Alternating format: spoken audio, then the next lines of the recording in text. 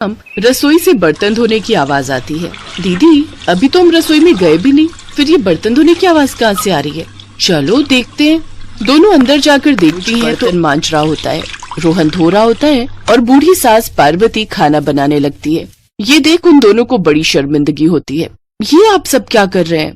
बहू, अब तुम दोनों से तो ना बर्तन धुलते हैं ना खाना बनता है, तो हमने सोचा हम खुद ही ये काम कर लेते हैं ताकि हमें रात की रसोई खाना तो नसीब हो। तुम दोनों जाओ और आराम करो। नहीं माँ जी, हमें माफ कर दीजिए, हमारी रहते आपको ये सब काम करना पड़ रहा है। हाँ माँ जी, हमसे भूल हो गई, हमें अपनी गलती का एहसास हो चुका है। अब से आपको कभी शिकायत का मौका नहीं देंगे। हमारे रहते हमारे पतियों को जूठे बर्तन और माँ जी आपको खाना बनाना पड़ रहा है। नहीं नहीं नहीं, आप सब बाहर जाइए, हम 1 घंटे में खाना बनाकर लाते हैं। अच्छा ठीक है, तुम कहती हो तो रहने देते हैं। चलो बेटा। माँ और बेटे बाहर आकर खूब हंसते हैं और एक दूसरे को आंख मारकर कहते हैं मिशन सक्सेसफुल।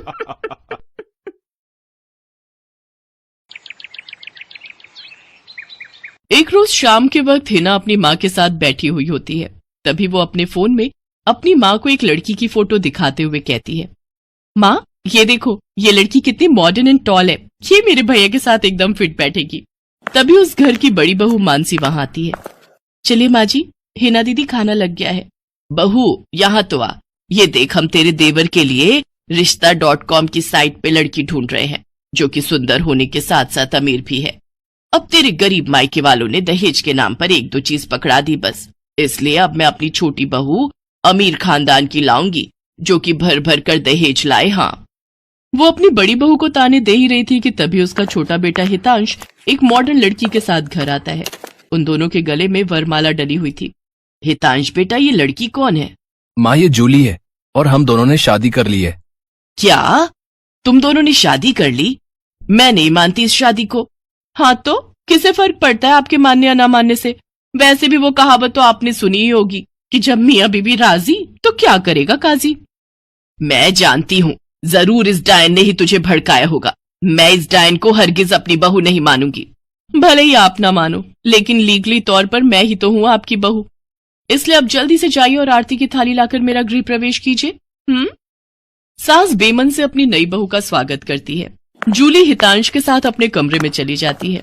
हे राम, माँ अपनी इस नई छैल छबीली के तेवर देखे, इसके तो रंग ढंग ही अलग है, बड़ा ही घमंड है इसमें। तू चिंता मत कर बेटी, कल इसका ससुराल में पहला दिन है, तुम देखना अगर मैंने भी इसका घमंड चूर चूर नहीं किया तो। अगले दिन सुबह हितांश के पिता यानी जूली के ससुर अपनी पत्नी से कहते हैं, विमला देखो तो, सुबह के 10 बजने को है और ये नई बहू अभी तक अपने कमरे में सोई पड़ी है और आज इसका रसोई में पहला दिन है और ये अभी तक अपने कमरे में है। तुम रुको जी, अभी मैं इसकी खबर लेती हूँ।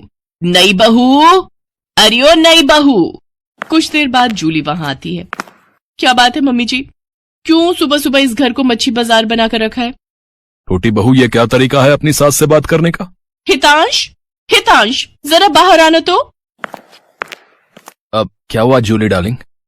तुम चुपचाप से अपने बाप को समझा लो कि वो मुझसे तमीज में रहकर बात किया करे। पिताजी, आपने सुना जूली ने क्या कहा? नालायक, इस दिन के लिए पैदा किया है क्या तुझे कि तू अपनी बीवी का जोरू का गुलाम बन जाए? बस आपसे ही सीखा है पिताजी। जूली की सास खाने की लिस्ट नई बहू के हाथ में देती है और कहती है, ये ले, ये तेरी पहली रसोई की लिस्ट है। आज तुझे ये सब खाना हम सबके लिए बनाना है। और हाँ, उसके बाद किचन की साफ सफाई भी कर देना। सासू माँ, ना तो मैं खाना बनाऊंगी और ना ही सफाई करूंगी। बहू आई है घर में, कोई काम वाली बाई नहीं जो उसे आते ही काम बता दिए। भले ही ससुराल में मेरा पहला दिन हो, लेकिन इस पहले दिन से अब आप लोगों की जिंदगी बदलने वाली है। तो मेरी प्यारी ननद जी, पहले तो आप इस घर की साफ सफाई करोगी और सासू माँ आप बनाएंगी खाना, और वो भी मेरी पसंद का। मैं ये सब नहीं करूंगी, समझी? देवरानी जी, ये सब क्या कह रही हैं आप? हम इस घर की बहू हैं और ससुराल वालों का ख्याल रखना हमारा फर्ज है। जेठानी जी, इन जैसे फर्जी लोगों के लिए काहे का फर्ज? इनके साथ तो यही होना चाहिए। बड़ी जुबान चलती है तेरी, मैं तो तुझे छत से धक्का ही दे दूंगी, फिर तू भूतनी बनकर भटकती रहना। और ये हो गई आपकी कही बातों की सारी रिकॉर्डिंग। अब अगर सासू माँ आप